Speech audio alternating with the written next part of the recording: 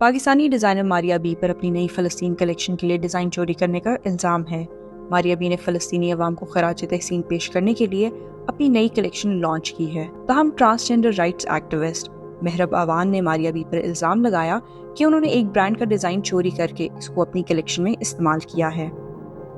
مہرب نے اس حوالے سے اپنے ایکس اکاؤنٹ پر اصل ڈیزائن اور ماریہ بی کے ڈیزائن کی تصاویر شیئر کر کے دونوں میں مماثلت کو واضح کیا۔ ان کے مطابق ماریہ بی بین الاقوامی اور نئے فنکاروں کے ڈیزائن چرا کر اس کو فلسطین میں ہونے والی نسل کشی سے جوڑ کر پیسے کما رہی ہیں۔ ماریہ بی کی جانب سے استعمال کیا جانے والا ڈیزائن اصل میں ایک ترکش ڈیزائنر نے دسمبر 2023 میں بنایا تھا اور بعد میں فلسطین کیوبک نامی ایک تنظیم کو اپنا ڈیزائن استعمال کرنے کی اجازت دی تھی۔ ترکش ڈیزائنر اور اس تنظیم کے موقف کے مطابق ان کا ماریہ بی سے کوئی تعلق نہیں اور نہ ہی ان کو ڈیزائن کے چوری ہونے کا کوئی علم تھا۔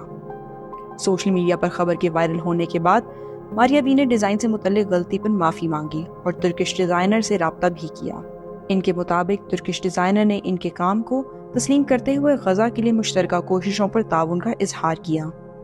ماریہ بی کا کہنا ہے کہ فلسطین کلیکشن کا سارا پیسہ غزہ کے لوگوں کو عطیہ کیا جائے گا۔